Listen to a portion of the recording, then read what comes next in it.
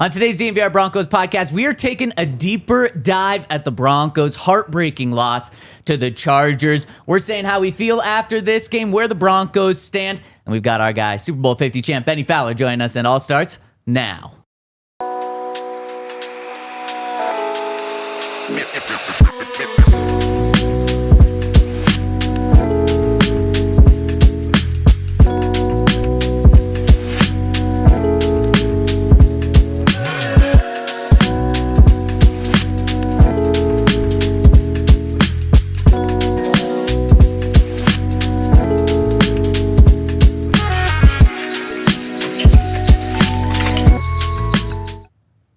Enough with the heartbreakers, Broncos. Let's not be the Broncos heartbreakers.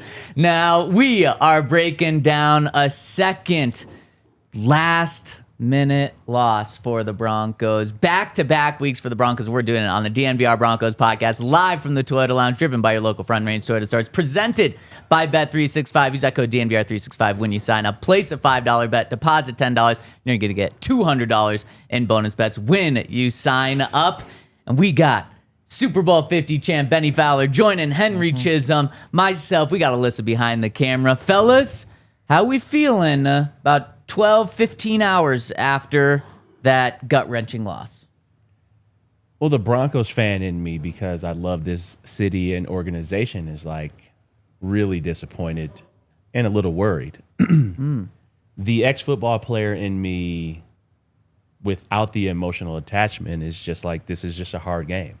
And when I think about the NFL, I never really could understand, especially after my first couple of years in the league, why everybody would hug and be so happy after wins. I never really understood that importance, especially for a team that I played on. So my rookie year, the Broncos had just went to the Super Bowl and set every offensive record. Lost in the Super Bowl, but like, good luck, rookie. Yeah, we get off to, I don't know, a 3-1 start or a 4-1 start. I don't know. We're 7-2 at the bye. Yeah. In 2014, Payton was on track to be MVP again. Yeah, 100% through 40 touchdowns. But everybody after wins, after even we would blow teams out, would just hug each other and be like, man, that was a great win, because it's hard to win in the NFL. And when I think about the Broncos right now, they have to learn how to win. They have to learn how to finish. And right now they are doing what the Chargers would normally do. They would charger. Yep. They would lose these games at the end, or the team that I grew up watching and going to games, the Lions. They would always try to find a way to make it exciting at the end, but couldn't quite finish those things. It's very different now. You have to learn how to win. And the Broncos these last couple of weeks have given games away. And everybody is going to point to the quarterback in terms of some of the decision making, which I think is true, but also penalties, being well coached, executing on plays. The best teams that I've played on, I think I've played on 3 teams where we had a legit shot to win a Super Bowl. My rookie year, my second year we won it, and then my 2020 year with Sean Payton. What could those teams do really well? Figure out a way to execute at the end of the game. Or they could overcome, we could overcome on those teams, we could overcome mistakes. Whether it was the defense making plays, whether it was the offense my rookie year, or whether it was the offense in that 2020 year with Sean Payton. But there is no substitute for experience. What did those teams all have in common? A very experienced quarterback. Drew Brees was in year 20, and I had Payton in year 17 and 18. Yep. Like, you can overcome those things. So this is very much a team sport. You have to learn. You have to learn how to win. And as I said on the show yesterday, you have to go through it to get to it. You know, Bo has to go through these growing pains. He's in year 2. It might look bad. It might look bad. It might look great this season, towards the end of the season, but it's looking bad right now. And, these are things that have to be corrected, but it's not all on him. Incredible insight there, Benny. And you teed me up perfectly, because this is exactly how I wanted to talk to start the show here, because anyone that listened to the post-game show knew I was a little heated, a little frustrated after the game yesterday. And I said, it's the same stuff. I used a different word. Same stuff, different year. Same stuff, different week. And then my emotions kind of took over, and I wasn't able to point exactly what I was talking to. But what I was talking to was, I was joining the show 5 minutes after being in the Broncos locker room. And I was hearing the same stuff in the locker room, and it's fair stuff. I'm not mad at the players for saying this, but I'm disappointed and was frustrated that I kept hearing the same stuff. And what I wasn't able to get to yesterday on the show, especially because security kicked me out of where I was, what I kept hearing was we have to learn how to win before we have to learn how to win. We have to learn how to stop losing before we can win. And what's so frustrating about that for me, and what kind of set me off was that reminded me of 2017 and 2020 and 2023. The Broncos learned how to win last year. So Did they? What? Yes, they went 10-7 and made the playoffs. Yeah, but they didn't play any good teams in any of those wins for the most part, besides Tampa. They learned how to be bad teams. They learned how to be good teams. But they were able to win last year, and I just feel like what really just upset me was it feels like the Broncos are taking a step back, and what I don't understand and why it's so frustrating is last year the Broncos learned how to win. It felt like 10-7, and I totally understand what you're saying, but like on the scoreboard, record-wise, they learned how to win. Now was taking this next step. And as I mentioned last night, Sean Payton said the next step is like, we believe we have a chance to compete for a Super Bowl. So it's like, okay, now let's just build off of where we were last year. And especially, you didn't lose any coordinators. Okay, you lost a special teams coordinator, and maybe that's actually hurting you right now. But by the way, you chose to lose that special teams coordinator. You fired him and hired your guy in Darren Rizzi. But you have the same defensive coordinator, you have the same offensive coordinator, you have the same play caller, you have the same head coach, you have the same quarterback. And pretty much on both sides of the ball, you have the exact same team. And in fact, you didn't really lose any key pieces. You only added pieces. And like the Dre Greenlaw, you don't have him. You didn't have him last year either. So you were supposed to be building off where you were last year. And it just felt like you've taken a step back. And then the team is saying the things that they constantly said when they were a losing team. And that frustrated me. So now the question is, how do you figure out how to win? And how much of a step have the Broncos taken back? I'm not saying it is a big step. How much of a step is it that they've taken back? And that was the frustrating part for me yesterday was, man, it's the same old Broncos the past 10 years when they were supposed to be taking this step up from where they were last year. I think they haven't taken a step back. I think that this team that we're seeing right now is very similar to the team we saw last year. At the end of last year, I should say. Because again, like the Broncos went to play on the road against the Chargers toward the end of last year, lost 34-27. It was a fairly close game, had their opportunities. And this result, if anything, is even a little bit closer to the Chargers than they were. The Colts game, they almost beat the Colts this year. They did beat the Colts last year. But last year you're at home. Last year it's not Daniel Jones. These Colts seem like they're a step ahead. I think a couple things. One of them is that there's a difference between knowing how to win and knowing how to beat good teams on the road. Like, I think that itself is another step that they still need to take. But they're not saying that. In the locker room, they are saying we need to learn how to win. Like, I'm just listening to them. Yeah. I mean, I think when we see what they did against the Titans, I think that there's just another step to going and beating good teams when you're on the road. But the other thing, like I said, is I think this team is right where they were last year. Like I said, 1 year ago today was when they beat the Bucs. So 1 year ago yesterday, you have to remember where the Broncos were. So same record now. Same record as last year. Same record now. At this time. But you have to remember where they were yesterday, a year ago, when they were 0-2. The offense couldn't do anything. Bo had thrown 4 picks, still hadn't thrown a touchdown. Offense only had the 1 touchdown total. It was a really dire time. I remember going to practice and talking with people and other reporters in the parking lot saying, like, I don't know, like, they can probably beat the Panthers. That's like week 8. Is there another game that's like winnable before then? And that's where a lot of us were at 1 year ago yesterday. And then the Bucs game kind of changed that. I think that point last year to where they were at the end of the year figuring things out, I think you've kind of plateaued from that point. And now this team is still in that same place, and you're waiting for them to take one more step from here. I'm right there with you, Hank. I am way to zoom out and help Zach out right here and calm him down. I don't think it worked. He's still twitching. You put the last 10 years into, this game yesterday, and, it sounds like the same old thing. Well, number one, players are coached to answer the media questions in a certain way. So you're going to get pretty much the same vanilla answers. Number 2, I agree with Hank. I think this offense actually is better at this point in time now than they were last year. Bo's thrown 5 touchdowns. He's got 3 picks right now.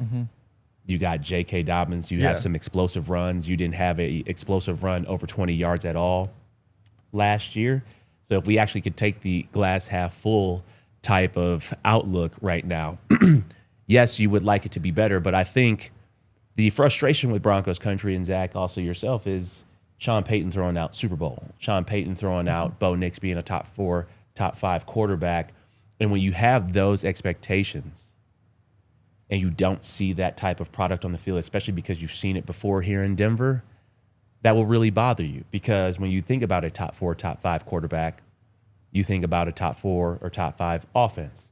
And you think about executing. You think about making those big plays. You don't think about shooting yourself in the foot with penalties. Slow starts. And you don't think about that. You think about, starting off the way they started off the last 2 second halves, where you march down the field and you score touchdowns. So expectation, communicated or not, is the root of all conflict. 100%. Exactly. And that is what we were told by the head coach. And he would not It's have... your fault for believing that, Zach. No. Sean, and it was unnecessary. He didn't need to. And I think if you listen to Bo, his first press conference after Sean made those comments, and then also when he talked with Kay Adam and she really pushed him on all of that, I don't think Bo was a fan of his head coach going out and saying all of that stuff and putting those expectations and pressure on, because now this is what it leads to. It does lead to people being like, okay, 5 touchdowns, 3 interceptions. This isn't top quarterback in the NFL sort of play, especially when you look across the side and you have Vance Joseph calling Justin Herbert the MVP of the season so far, and then he goes out and makes the plays that he did yesterday. And clutch time, also just the crazy throw that he had, the touchdown to Keenan Allen was insane, and it just puts a lot of pressure on him. But Sean wasn't, he didn't say that in a scrum and where he was just being peppered with questions and he accidentally let it slip. Oh yeah, I think we have a chance to win a Super Bowl. Oh yeah, I think Bo's gonna be top 4 or 5 quarterback. No, this was in a one-on-one interview where he clearly had an agenda. He said it to a couple of people over one weekend, and it was very clear he had an agenda. And so you do put those pressure, that pressure on you, and Sean has not backed down from that. He's gonna wear that, and I'm not out on the Broncos at all. We'll take a step back. Maybe sounds tomorrow. Like you are. It sounds like you are. No, I'm frustrated with the first 3 weeks of the season, and that Titans win. That was frustrating. Bo did not look good. The offense did not look good. And you're starting to see maybe the defense isn't as good as they looked like in week 1. Right now, they're like 20th in offense or in defense right now. They played really well yesterday. They pass rush. They played really well. You would have loved Pass to see rush. him close. Pass rush You would have was loved great. to see him close at the end. I think that was the big thing. that was you'd love to missing see for him me. close, but I mean, for the most Up part, to that point, I would have said incredible day. I mean, Justin Herbert, with the way he played in the first 2 games, was executing at a super high level. And then what the defense did to him and the game plan that Vance Joseph had, I mean, number 1, getting pressure, confusing him with the looks, bringing pressure at the right time. I mean, the throw that he made to Keenan Allen to tie the game up was insane. Like, if you run that back, the same crazy. course of action, the missed sack and then Benito being in his face, they complete that 3 out of 10 times. 100%. And so I want to know, Benny, it's this loss isn't on the defense because they played great, according to you. I don't think you think it's on Bo, but I want to ask, who's this loss on? Let's dive into who is this loss most on. Let me know in the Twitter chat if you're tuning in. If you're not tuning in live, make sure to drop your comment below so we can read them. I love reading those answers. Let's play a little blame game. Who's most to blame for this loss? And I want to get to that after I give a shout out to our friends over at the Colorado Soccer Association. It's the official hub for 65 plus soccer clubs across the state. They're offering programs for youth players, adult players, coaches, referees, and families who want to get involved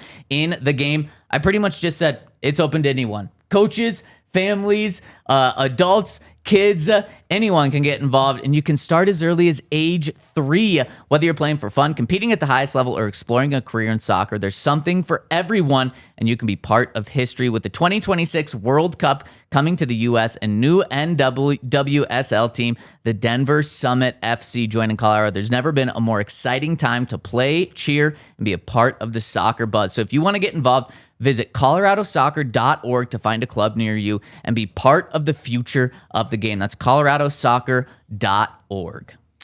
And shout out to Mack Weldon. They've got all sorts of good stuff. Particularly if you're somebody who, like I said, I really like the undershirts because I've always struggled with the undershirts. You never find one that just like fits right and feels good and all that sort of stuff. I always wind up just buying like the packs of them, and then I wind up disappointed and never really use them, and then go buy more. And I've been in this awful cycle until Mack Weldon, because it's so easy just to get stuff that fits well, that's well made, that feels good. All sorts of different reasons why it feels good. They've got the tech linen that combines the easy charm of classic linen with the Cool Max technology. All sorts of good stuff. So go check them out because they've got a whole bunch of things. They obviously started with the underwear. They've got the t-shirts, the polos, elevated sweatpants, shorts, sweatshirts, and even blazers from the Ace collection. Whatever you're looking for, they're just kind of like the guys in menswear. So go get breathable clothes you can feel comfortable in all summer. Go to macweldon.com. Get 20% off your first order of $125 or more with promo code DNVR. That's MACKWELDON.com. Promo code DNVR. Go check them out. And shout out to our presenting sponsor, Bet365. Use the code DNVR365 when you sign up. Place a $5 bet, deposit $10, and you get $200 in bonus bets. And shout out to everyone in the Toyota chat. And shout out to Benny for joining us. Well, just hit us with a thumbs up. We really appreciate you tuning in with us. And also, September is Big Brothers Big Sisters month. Make sure to go become a big for a little. It's a cool way, the coolest way to have a direct impact on someone. We are raising awareness on that this month. So you can click the link in our description as well. All right, guys, ask the Twitter chat, who's most to blame for this? We got some good answers. Some people saying Sean Payton, some people saying play calling, some people saying Sean for discipline, some is saying Bo, some are saying the defense. Benny, where would you go? Well, the chat is not wrong because all of those play a part in a loss and a win. So ultimately that comes back to Sean Payton. All of those things fall under the head man and somebody who is leading the overall vision for the team. And Sean is a very confident coach. I'm still on record saying he's the best coach that I played for, X's and O's and execution and just the education and teaching that he taught me about the game and just how things go. Gary Kubiak is up there as well because we won a Super Bowl with him. But yeah, blaming a loss on just one person, I don't believe in. But I think Sean Payton is taking a real hard look at himself right now, and as well as the coaching staff. More so on the offense and special team side right now because of the penalties and the mistakes right there.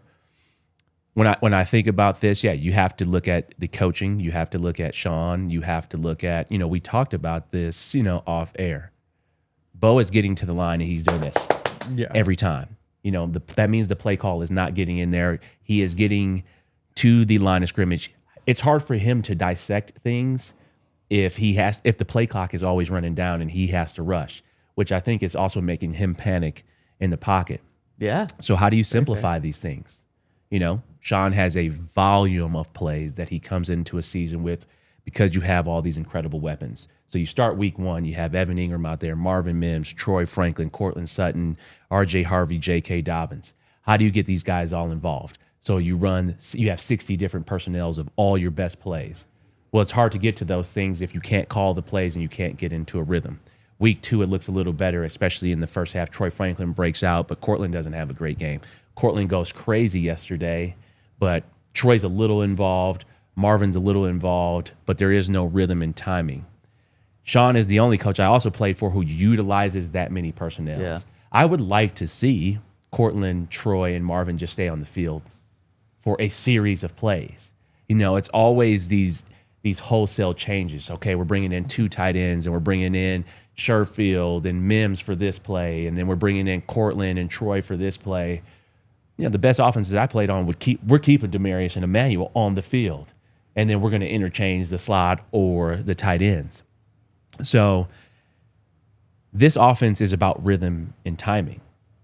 There is no rhythm and timing for Bo right now, but I think it's going to be hard for him to get rhythm and timing if the play calls aren't getting in there. And I think he's a little frantic, speaking about Bo, because those plays aren't getting in there. So, if you have to blame somebody, it's always going to come down to me, to the coach, especially when you have a young quarterback. Now, if Bo was in year 10, this is unacceptable. But he's in year 2.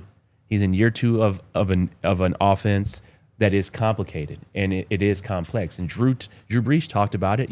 They had to get on the same page. And right now, I think Sean and Bo need to have a little one-on-one, little powwow, and let's talk about this. And what are Bo's favorite plays? And start dressing those things up. You guys remember Michael Thomas, what the year he led the league in catches? 147 or 147? something. Insane. He probably caught 60 of those on that Lucy route, which is that option route, break in, break out, or sit up.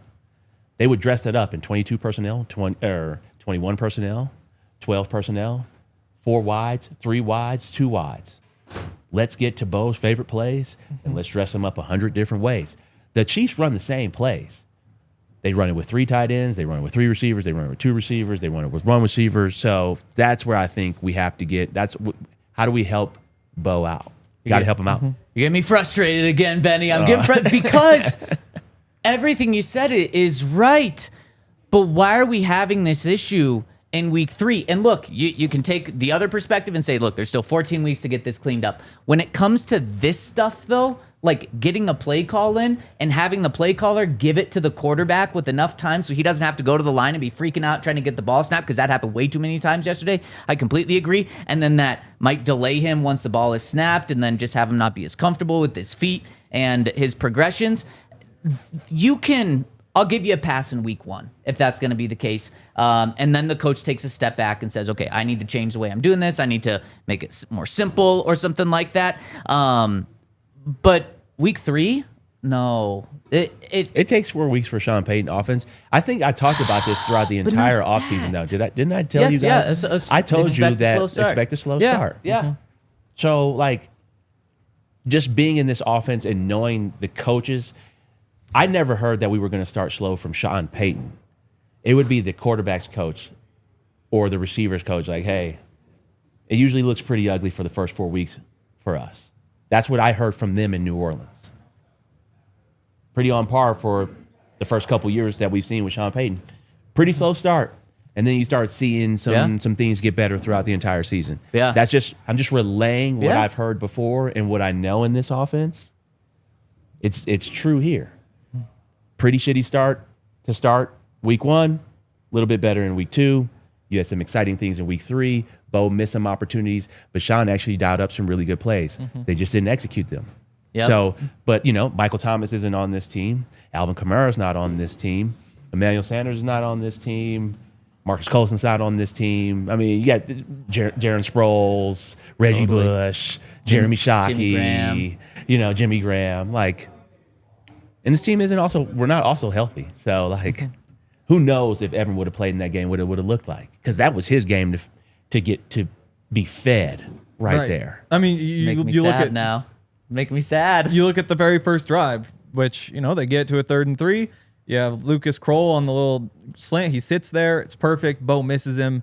If that's Evan, You're right. Bo misses him. That play is called money. You have a corner, and the money route is your option to sit, break in, or break out. Lucas Kroll makes the right decision. Bo throws him inside. It's zone coverage. You got to hit the spot route. He's sitting right there. He made the right read. So does it look different with Evan? So that one was on Bo? Yeah. I mean, he threw the ball inside. It's a linebacker outside, and the nickel's sitting outside. Lucas Kroll hooks up. Bo's got to dot him right then and there. Kroll made the right decision. But I'm curious. Do you blame penalties on coaches? Repeat ones like the leverage call, Hufunga's body slam, the offsides, those things. Why are those things not corrected? Like the defensive pass interference or things like that. You can't really coach that. But the Hufunga thing, bro, you know better than that. I mean, you're the captain. It's what Sean's pointed to over the past week or two, and he did again last night. It's in play penalties. Sean knows those are going to happen. Just like you said, the PIs, you're going to get some holdings. Like, you're not going to go a whole season having 0 penalties. Right. And so Sean, while he hasn't fully said this, essentially what he said is we can live with a number of those. The ones that are inexcusable are the behavior penalties. The Hufanga slamming him after the game. Hufanga was like, "Yeah, I don't know what I did. I'll have to go ask the coaches." And I'm just, it's pretty darn clear what happened. You threw him to the ground. He could be blacked out there. You don't know. Yeah. That's very true. But then the one that you can tell just made Sean sick to his stomach is alignment ones. And I have to imagine there was none more sickening than on special teams when you have punt coverage on the field and Nick Bonito lines up clearly offsides. I saw one screenshot at least that made it look like he was clearly offsides, and they call it, and it's 4th and 4, and then that just gives him a first down. And he said those are the ones that are inexcusable. And so that is a good question. Are alignment ones? Is that on coaching? Is that on players? That's on both. It's on both. But as a player, check with the ball. Check the ball. It's so easy. You've been and doing then this check since with high the school. ref. Yeah, since middle school. What are you doing? Yeah, that. If anything, with Nick Bonito, with the way he was getting off the ball, back up, man. Just no one can stop you anyway. Yeah. Exactly. And I mean, I've seen this in the Toyota chat. Adam Troutman, we can't be having these penalties, man. Way too many. Yep. For a guy that's supposed to be a trusted player. And Sean's talked about how important those trusted players are. You know exactly what you're going to get. That's what Adam Troutman's supposed to be. He's just supposed to be trusted across the board. Man, he has not been that for the Broncos recently. And he's got to stop with these penalties. And it's not like I can say just bench him because it's Lucas Kroll. And that it's Nate Atkins. I get why he's on the field. Need Evan Ingram back as soon as possible, but that's not possible with his back injury right now. But those are infuriating as well. Yeah. Yeah. I mean, again, first drive, Bo doesn't throw it to Kroll. Second drive ends because you start at 1st and 20 because of the penalty. I was up way too late going through all the numbers for these things, so I'm doing a deep dive on the play calling. But if you start a drive between your own 20 and 35, last year the team scored 40% of the time. When you go to 1st and 20, it goes to 27% of the time. And they were a little bit in front of that, but the sample size was too small to use. So you see, there's an immediate cut. If you have a 1st and 20, there's a 47% chance you wind up getting another series, getting that first down. If there's a 1st and 20, there's a 47% chance that you'll get a first down. Yeah, which is higher than I thought. Yeah, it's higher than you thought, but it's 50-50. Exactly. And the fact that the Broncos aren't able to do it, you just can't be that surprised. And you go through the numbers for all these situations. It's there's one drive that frustrates people. They start inside their 10. Median drive when you start inside your 10 is 20 yards. They get 28. They actually had 37 on that drive, but then had the sack and then a loss of yards on the run. It winds up there. So there's so many of these things that, going back, I didn't think the play calling was all that bad. It's just that you're in all these bad situations either because of penalties or because of Derwin James. And between the penalties and Derwin James, there's just nothing you could do to keep things going. I gave Sean a lot of heat yesterday after the game. I don't want to apologize about the discipline and penalty part because I still believe that he has to get that corrected, and that's on him. Mm-hmm. He's been coaching for a long time, so he'll know how to figure that out. But Zach, you pointed out when we talked to you on the postgame show, Sean can't always be in his bag, but he was actually in his bag the entire game. The designs were pretty awesome. I mean, all of the plays that he pretty much called, besides the run game, I should say all of the passing concepts that he called were open. It was either an overthrow, completion to Sutton, or pressure in Bo's face, where Troy Franklin is running wide open on these over routes, and these concepts are actually wide open, and Bo doesn't have enough time to throw, or we're missing blocks like the R.J. Harvey. We'll talk about some plays on the inside scoop without the film, but we'll talk about some of these plays where they just weren't executed by the players. Right. And I think that was the case for all the runs too. I mean, the Chargers called a bunch of run blitzes that really threw him off. Again, it's Derwin James coming off the edge, kind of unblocked because there's two guys in one gap and he's just able to get free and the Broncos don't have an answer.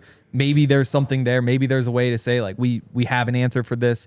But yeah, I went back through all the numbers, and teams that run the ball early, even if it isn't all that efficient, that does benefit you. You become more likely to win. And so the idea that you commit to the run early, I like it. I like that they come out there heavy and try it. It's just that it didn't work. In hindsight, your run game maybe should have been based more out of shotgun, because when they go heavy, they're sending guys over here, they're dropping guys over here, and things just aren't working. The linebackers are attacking, so those zone blocking schemes, there's no double and extend because you can't extend to the second level because the second level is already down on the first level. And so there's no shape to where you're blocking. There's nowhere to go. I think they learned from that. Obviously, within the second half, when you see J.K. Dobbins get going, J.K. Dobbins, who is now on pace for the most rushing yards in a season by a Bronco since Clinton Portis in 2003. Things are going pretty well for him. Yeah. Like I also don't know why your first few carries were to RJ when you could have had JK in there. Hopefully we don't see that again. But I think again maybe there's some issues in the run game that are on Sean.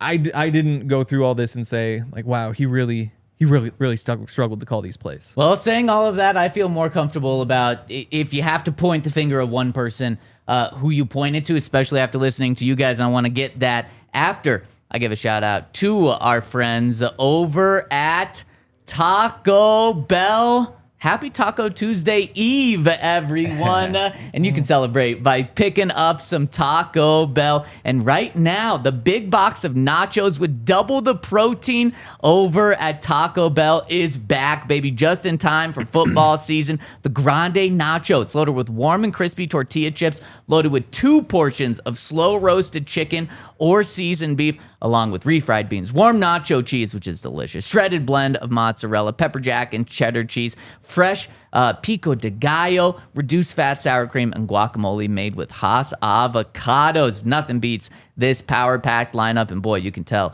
it's got the protein in there. And of course, they've got the Buff Box with 4 Taco Bell classics and a player collectible cup for $7, all in Colorado. Taco Bell is a proud partner of CU Athletics and is donating $1,000 to the Golden Buff Scholarship Foundation for every CU touchdown scored in 2025. Go Buffs and live Moss. And shout out to Toyota. We're big Toyota fans over here. We're here in the Toyota Lounge. You guys hanging out in the Toyota chat. Toyotas are the best for so many reasons. First of all, the big one is I'll be driving. I'm not a car guy myself. I don't know cars well, but I'll be driving down to Broncos on I-25 and I'll look over and be like, oh, that's a nice car. It's like, oh, that is a Toyota. I didn't even realize I'd never seen this Toyota before. I wish I knew what it was called because it was a really cool car, but that's why Toyotas are so great, because they're so good looking. There's so many options. They're great for off trails, great for hauling. We have the Tacoma, the Land Cruiser, 17 models available, all-wheel drive or four-wheel drive, like the 4Runner, different hybrids, whole bunch of stuff if you're watching a mission. So visit your Front Range Toyota stores at a location near you. AutoNation Toyota, Arapahoe and Centennial, Corwin Toyota in Boulder, Groove Toyota in Littleton, Mountain States Toyota in Denver, Stevenson Toyota East, Aurora, Stevenson Toyota West in Lakewood. Toyota, official automotive partner of the NFL, and the official vehicle of DNVR. Let's go places. And shout out to the Toyota chat. Shout out to everyone tuning in. We appreciate all of you. Hit us with a thumbs up. Okay, so I just want to pay off the headline. You guys have answered who the blame is on most for this game. I just want to make sure that I give my answer. Everything you guys said, I agree with. I also want to say that it's football. Of course, there's blame on more than one person, but who is most to blame? And this is just for this game. This is not a big picture look. I promise you, I'm not freaking out. Yeah, you are. This game's on Bo. This game's most to blame on Bo. He had multiple opportunities to hit the dagger, to score a touchdown. And when you have that as a quarterback, as the guy, this isn't a backup coming in and playing, and you're asking him to play way above his means. No, Bo should be able to hit these. And Benny, I think you'll dive in on the inside scoop in just a minute about how maybe some of those, there was blame on the receiver. But when you have multiple opportunities, you got to hit them. And plus, guys, the first 5 first downs the Broncos had was Bo throwing to Court. It can't just be the Court show. Sometimes it can be that. Like if they can't stop him, you can keep going to him. So I don't have a problem with it, but there's got to be more than just Court. Benny, I think you'll point out as well how Bo missed a lot of open receivers at times as well. And if it's not for Sean Payton dialing up an incredible play on 4th down for the 52-yard touchdown to Courtland Sutton, the Broncos are going into halftime, likely 0 points on the board, potentially down 10-0, 13-0, 17-0, with barely any first downs in the game. I think they'd have like 2 or 3 first downs at that point in the game. And they'd have like 60 yards of offense. And ultimately, yeah, the running game wasn't good. They're certainly blamed there. But ultimately, it does fall on the quarterback when you have those opportunities to win the game. Look, the Chargers wouldn't have got the ball back if Bo was able to hit Courtland Sutton on that 3rd and 10 down the left sideline. Broncos would have been able to likely run the clock out, kick a game-winning field goal themselves. Bo has So you're blaming has the to hit offense. that. You're not blaming Bo. I'm blaming Bo. Most. You can't blame one person in football. But that's what I just said. Most. It's not all on Bo. No, it's so not all on Bo. If you're blaming the quarterback, then you're blaming the entire offense. You have to. This isn't basketball. It's most on Bo. It's not basketball. He doesn't. He doesn't. You don't dribble and shoot. Benny, you're the quarterback. You are the quarterback. That's why you. So do you blame get, the entire offense. That's why you get more blame when you lose. So you blame that's the why offensive you probably line. get more credit. You blame the when offensive you win. line. You blame the offensive line, the quarterback, the receivers, and the running back. You can't just blame the quarterback. Yes, I'm blaming all of that, but most, if I have to assign the most blame, it is on Bo there. You blame the unit. We'll agree to disagree there. I think you can point the finger at one person. If Sean Payton is More addressing so. who's the offense coordinator, Lombardi. Yeah. But it's Well, I mean, I know crazy that that's a Sean. question, but yes. I know Sean's calling the plays, but who's the offense coordinator? Yeah. Well, the way Joe Lombardi's going to go into the offensive meeting today is, yeah, he's going to be like the quarterback wasn't good enough, but then he's also going to blame the offensive line here. He's going to blame the running backs on this play. He's going to blame the receivers. Troutman here, So and it's good. Pat Bryant Yeah. is the block that, yeah. So he's not going to blame just the quarterback. The quarterback did not do his job well enough yesterday, but neither did the offensive line, neither did the running backs, neither did the receivers, neither did the tight ends. Yeah. So that the reason why I'm pushing back on your blame on just Bo is because like football is the ultimate team game. You can look at coaching staffs and you can look at Sean for certain things because he has so much authority and decision, but when it comes to executing plays, it comes down to everybody on that specific unit. Yeah, I agree. Because Just Bo a little can more do- blame for Bo. Bo could do everything well on a play, and if the offensive lineman misses his block, like you're gonna blame Bo. Yeah, Like, yeah. yeah. They're just can't do couple. We'll just have to agree to disagree. But Benny, you talked about Joe Lombardi going into that room today, kind of breaking down the film. Yeah. You be our Joe Lombardi. Let's break down the film on the Inside Scoop. And of course, the Inside Scoop, powered by Ent Credit Union. Bank like a Bronco. Go to ent.com/DNVR. That's ent.com/DNVR and sign up for Broncos checking today. Ent Credit Union is served by NCUA. Membership required. Annual percentage yield. Account requires associated Ent Broncos debit card. Benny, we don't have the film today, but I know we still got the expertise. Yeah, so if Joe Lombardi's actually going in to break this down, this is probably what he's doing right about now. Actually, I want you to be Sean Payton, though. I want to give you the full Sean's head not coaching. in that. He's not in that meeting. Oh, okay. Sorry, Joe. Sean, at least when I was playing in New Orleans, it was Joe Lombardi breaking things down, and then we would split up by position groups. Sean delivers the overall message to the team of offense, defense, special teams. How did we grade out? How did we do in those areas? What went well? What went wrong? What we need corrected? What can we not have going forward? And then Joe Lombardi will go into the meeting room, talk to the offense, and then they'll split up by positions. That's fascinating. I would have for sure thought it was Sean addressing breaking the down offense. No.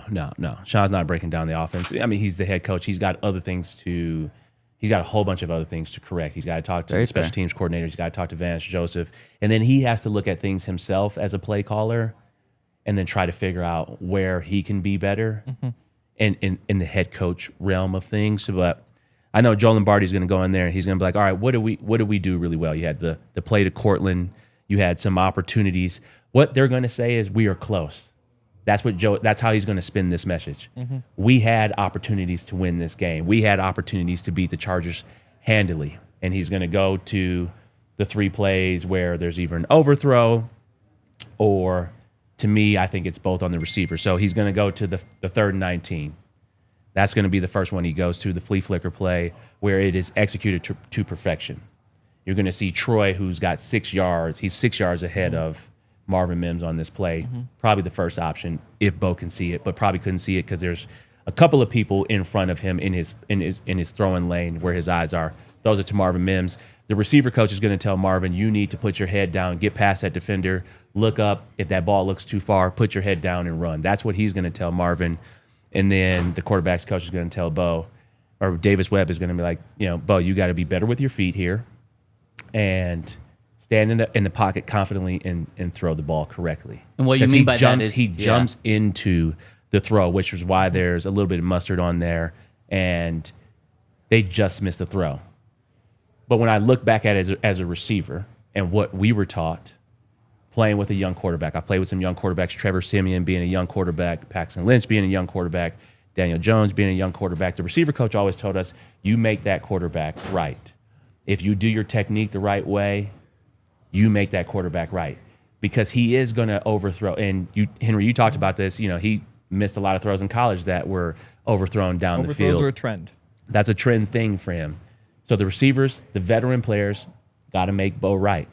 So if Marvin Mims puts his head down for a couple more yards, he easily runs under that ball. So I put it on both. They did a dig pump. Wait, really quick on that play. Yeah. I don't know if you mentioned this, but Troy Franklin was the guy that the ball should have gone to. Yeah, but Like, I also... he was even way more open. Yeah, he was way more open, but the offensive line was sitting in Bo's throwing window right there. So, Bo's not the tallest quarterback. If he doesn't see Troy right there, it's hard for him to see that. They did a dig pump to Marvin. They missed that one. Go be special. Players got to make the plays. That was dialed up the correct way. Go be special right there. Yes, Bo has to hit that. I'd love to see a little bit more air on that throw. Is that the one in the end zone? That's the one in the end zone. So I'd love to see more air on that throw. I have a hard time blaming the quarterback because of how hard the position is and where it is. Yes, Bo's a first-round pick. He's an NFL quarterback. Got to make those throws. You're too nice to quarterbacks, Benny. You're too nice, man. But then also, I just know from double moves, watching really well executed double moves, you make the move and then you sprint out of the double move and then you look up. You don't make the move and then look back. You can't. It's hard to run forward like this. That one, though, the ball was 3 feet in front of a fully extended Marvin. That one was an overthrow. 3 feet. Yeah, so 3 feet. So if Marvin comes out of the break with his head down with how fast he is. He's not slowed down that much. Zach, Marvin running this way and then Marvin running like this. In the end zone, that one. So you're talking about the end zone, but I'm talking about before he got there. Yeah. He's got to make these little adjustments right there have to be made as a receiver. Like I said, I believe you. It's on everybody. The 3rd and 10, the court, you missed that one. Court, he extends for that play. I'm also, I think, Bo's got to take a little bit of heat on that. When I think about that play, really well dialed up. Is that the one early on? This is the one to end the game. Oh, yeah. Where, on the 3rd and 10, Bo smiles actually before this play because they knew they had it. Yes. So. And he knew they had it because after the game, he told us, really quick, Benny, sorry. Yeah, go ahead. Because they just been running the outs all game. And then Bo said, when this was dialed up, we knew that they were going to bite a little bit, and I was going to have Cortland. Yep, so you had a quail pump right there. Quail is that route, so it's a Q route, bench route, out and up, or bench out and up, and executed to perfection in terms of the route. Bo, miss it, a little bit of heat on there. What you want, Bo, or if you're going to err on the side of caution, you underthrow it a little bit because Court's such a great jump ball guy. Right. So that's where I'll give a little heat to Bo on that. But then also I also go to this, where this is really where Joe Lombardi is going to hit home. You had 7 third downs where it was 3rd and 10 or more. You had 7 second downs where there was 2nd 10 or more. Mm-hmm. It's going to be hard for us to compete like that. I don't care. Bo missed three bad throws. He had 3 bad plays where it's okay, you could blame it on him, you could blame it on the receiver, whatever. Take those 3 plays out. You can't have 14 plays of 2nd and 10 plus and 3rd and 10 plus. There are no good plays for those. Doesn't matter who the quarterback is. Well, and the crazy part is how often they were in those situations and still got somebody open. Yeah. Like we're talking about some of these deep balls, the flea, all that stuff. The fact that they had so many opportunities on those second, third, and 10 plus is pretty ridiculous for one game. And that Sean was in his bag, man. He was calling a good offense, and that's why like people are saying some people are freaking out and saying like that Sean needs to give play calling to his Davis Webb. No, Sean is doing a really good job. It's just the execution isn't there. And that's not all on Bo because you had the 3rd and 11 shallow screen to RJ Harvey. Sherfield and Troutman missed a block. Yeah. That would have gone for 30 yards. Yeah. But people are going to miss that and be like, oh, that was Bo was being checked down, Charlie. And no, there was a well-executed screen, or it was a poorly executed screen on 3rd and long where Bo, you have these catch and run opportunities where RJ could be explosive and you miss blocks. But again, you had a 2-on-1 block. Yeah. And you didn't block, and the guy split your blockers. And that's Sean in his bag again. Like it was set up perfectly. Yeah, they for sure, had but it where that's- RJ turns up and that would have been another fantastic design by Sean. Yeah, no, I agree with you. Sean was in his bag in terms of play calling, but that's where if you don't have the coach's film, you will think this game is entirely on Bo, and that's where I'm going to go to these other plays right here where that's just poorly executed by the other players on this team. Do you have more plays? I don't have any more plays. Oh, Okay. the 2nd and 10 Wait. dagger. The 2nd and 10 dagger concept Pause early really in the quick. first half. Yeah, go ahead. Really quick, Yeah. because I want to give a shout out to our friends over at It's Delicious Friends. Over at, here we go, Coors Light. Where, man, I think a lot of people told me I need to just have a Coors Light, chill a little bit after last night, Zach. And man, if I'm going to chill with the beer, it is our friends over at Coors Light. It's fall now, football weather. And man, Coors Light is all about football weather. If you're going to be chilling, watching football this coming Saturday, some awesome games this Saturday. Oh my goodness, you're going to want a Coors Light. If you're going to be watching football on Sunday and you don't have to worry about the Broncos because the Broncos play on Monday Night Football, make sure to get some Coors Light. And then, of course, a week from now, you're going to want Coors Light for Monday Night Football. Make sure to get Coors Light pretty much anywhere, but you could also have it delivered straight to your door by going to CoorsLight.com/DNVR to get Coors Light delivered straight to your door. Make the most out of the times you choose to chill and choose Coors Light. Get Coors Light delivered by going to CoorsLight.com/DNVR. Celebrate responsibly. Coors Brewing Company, Golden, Colorado.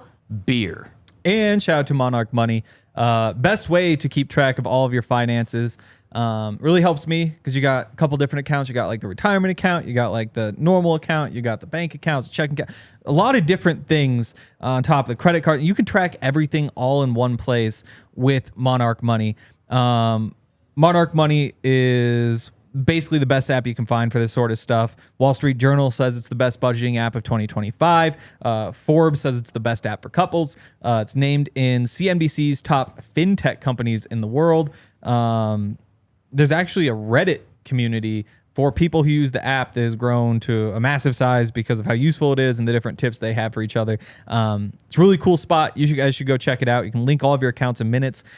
Stop leaving money on the table. Don't let financial opportunities slip through the cracks. Use the code DNVR at monarchmoney.com in your browser for half off your first year. That's 40% off your first year at monarchmoney.com with code DNVR. And shout out to the Twitter chat. Someone in the Twitter chat pointed out, wait, you guys are going earlier right now. Well, yeah, it's because we got an extra show today that debuts tomorrow. We got Broncos X's and O's with Benny and Dave Logan. That's being recorded at noon. So Mondays, we're going to be doing our show live at 11 a.m.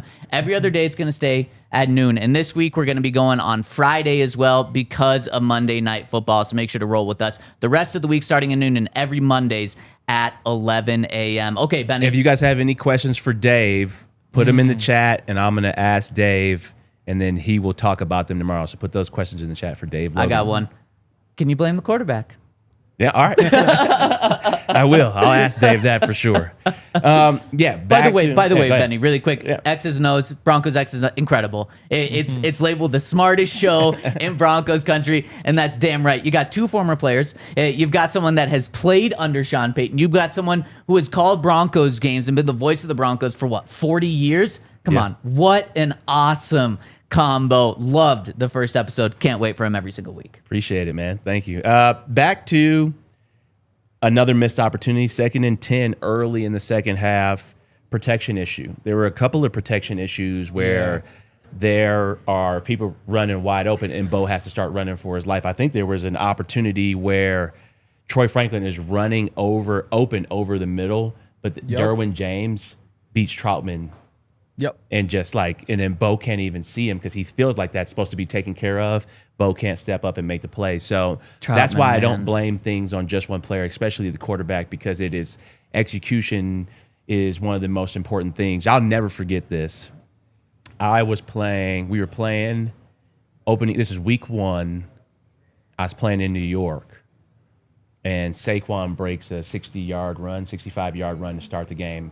I missed blocking the safety. I'm supposed to block the safety, but I blocked the corner. We don't score on that drive. But, you can blame it on Eli or the missed opportunities in the red zone. But if I get my guy, Saquon, it's an 85-yard touchdown to start the game, or an 80-yard touchdown to start the game. So that's why I never blame it on one player. Nobody's going to blame me because they didn't know I had to get the safety. They're I'm blaming you now. Yeah, I know. Exactly. So that's what it comes down to, everybody doing their job well. Yeah. And, I think also, for Broncos country, just relax a little bit. We know we want the offense to look a lot better. And because when we think about Sean Payton, we think about those Breeze offenses, you think about a 70% completion rate. You think about explosive plays. You think about things being dialed up. But it took a while to get there. And Drew was very accurate, and he was on time. There are some throws out there where Bo and Court or Bo and Troy just aren't synced up. He's got to trust it. But you have to you got to get a lot of reps. You have to see a lot to start to know that and understand that. When I was playing with Peyton, he knew all the answers to the test already. One thing I will throw out there is, question is, do we go tempo? Yeah. Help Bo out a little bit. We used to call it ice cream. Peyton would be on the ball, bam, bam. Omaha set hut.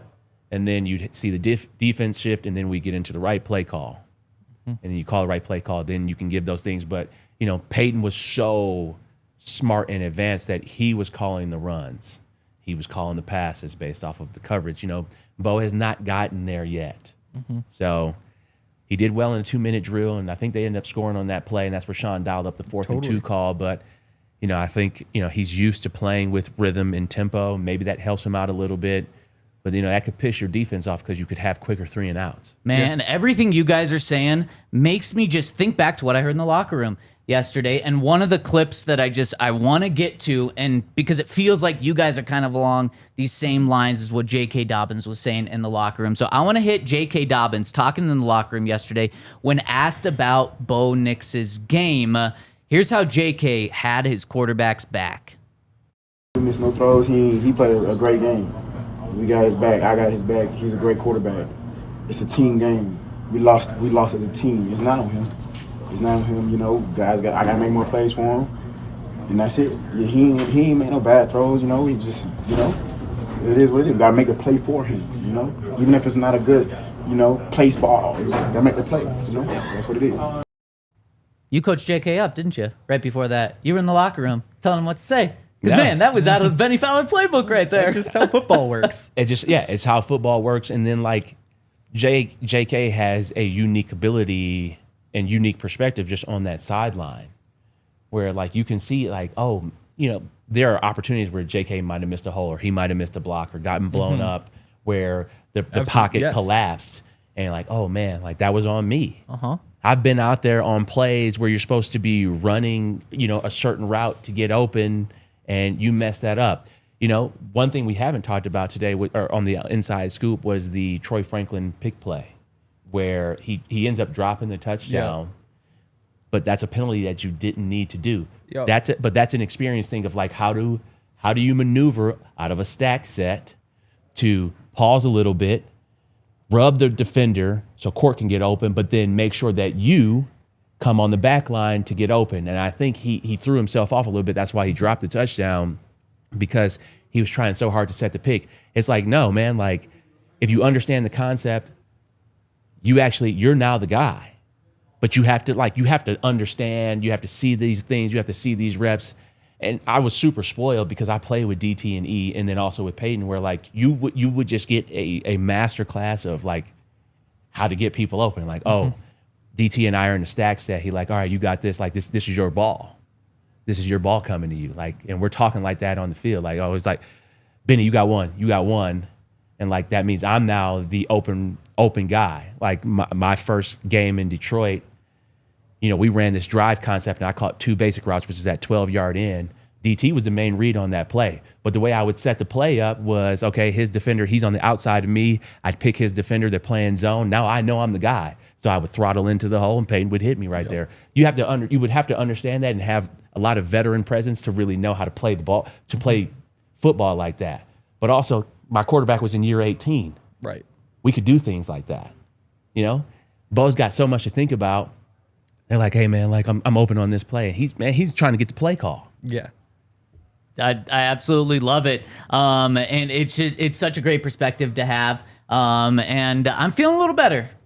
Feeling a little better. Again, this is all just, at least from my perspective today and yesterday, it's just all about this game right now. And we have 4 more days to talk about big picture, 4 more days to look ahead to Monday Night Football next week against the Bengals. So it's not all worries in Broncos country. Let's also hear from, really quick, JK.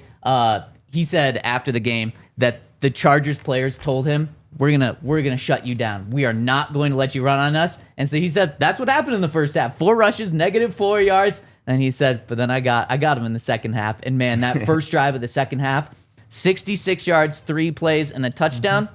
All 66 yards were J.K. Dobbins, and that's when he really took over.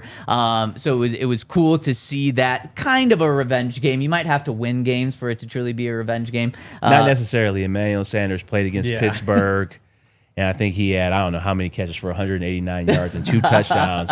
We lost, but he went berserk. Yeah, that is crazy. I also want to hear 2 more clips really quick before we get out of here. I want to hear Sean on Bo and Cortland Sutton on Bo. Alyssa, maybe we were able to play those back to back right now just so everyone can hear exactly where the locker room and the head coach is on Bo. It varies. Like there's the route at the end is kind of like a seam, almost a double move. And then look, the 3rd and long flea flicker was close. So sometimes if it's a double move, your eyes can betray you a little bit. But I thought he's throwing it real accurately, putting the ball in good places, protecting it.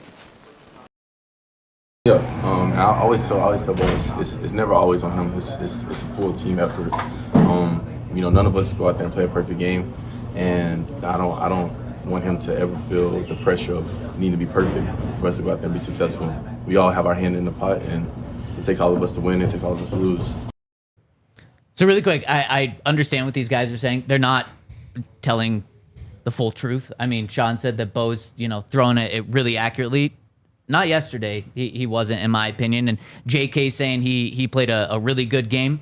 No, he didn't. But I love that they have his back so much, and they're putting it on the team, and then they're also really defending their quarterback. That's how it should be. So I'm not blaming these guys for what they're saying. It's a really good sign because there are times, and I've been in locker rooms where it's like, yeah, no, he needs to play better. And it's like, that's when it gets to a really bad point. So I understand why these guys are saying it, and I love that they fully have his back, even if it's, not the full truth for yesterday's game. It is the full truth, Zach. He was really accurate. He missed the deep ones. He missed. He also there was a play where he really underthrew or threw really behind Troy Franklin, which led to an incompletion. He did that with Cortland too, across the middle. You think that's Bo's fault? That's what you think. one that he threw behind Troy Franklin was a zone play where he's running the basic route where you have to throttle in. He ran it like a speed cut. You can't run it like a speed cut. They're playing zone. Okay, I'll take your words. Do you think Bo was really accurate? I'm not going to say really accurate, but like, okay, well that's what I was pointing to. Yeah. I'm not going to say really accurate, but yeah, no. That's, we have some super chats to get to. Really enjoyed this conversation. We got one coming in from our friend. Actually, we'll get to these after I just tell you we're going to get these in overtime. Go to thednvr.com to finish our show over in overtime where the conversation continues. And we got our super chats coming in from Mike Jones 111 says, why do we wait this long to put Dre Greenlaw on IR? Another week of disappointing and showing we are still not playoff caliber. Sick to my stomach. The Dre Greenlaw conversation is a big one, which we'll dive into later this week. We actually got some pretty in-depth comments from Sean Payton, which we will play on the show either tomorrow or Wednesday. But they did put Dre Greenlaw on IR before this past game, so now he only has to miss 3 more games, but he can't make his debut until at least the earliest being week 7. But we'll get into more detail of that later in the week. Yeah, the not being playoff caliber thing, I don't think that's what we've seen. Like, I really disagree with that. Like, you lost to 2 close games to good teams on the road. those teams are undefeated. Absolutely. Like, those teams haven't lost yet. Like, Justin Herbert's leading the NFL in passing. Like, those are tough teams Daniel to Jones beat. leading the league in passing too. And I go even bigger. It's crazy. And yeah, exactly. I go even bigger and say, people are upset about the whole Sean said this team is capable of winning a Super Bowl. I don't think he was wrong about that. Like, I think that what we've seen these past 2 He weeks. for sure was wrong about that. You think so? I think this team won't win the Super Bowl. Yeah. But I think when you look at those 2 games, there are probably 4 games left on the schedule tougher than those 2. And I think you could have won both those games. And I think if you win those 2, then we're talking AFC West. We're talking about those sorts of things. They didn't do it, but I do think that he was right that this is a team that had the talent and all that stuff and just shot themselves in the foot 2 times, and now they're not capable. So the interesting thing is the Broncos are 6 points away from being 3-0 on the season. Mm-hmm. They're also 8 points away from being 0-3 on the season. So you can spin it one way.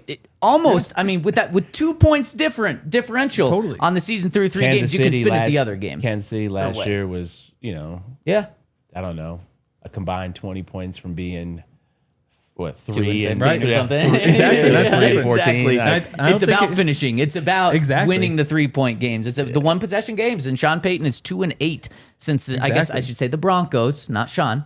The Broncos, led by Sean Payton, are 2-8 in 1 possession games since the start of 2014. Exactly. And that's why I just thought, like, they had a chance to close. Like, we thought that this defense was capable of that.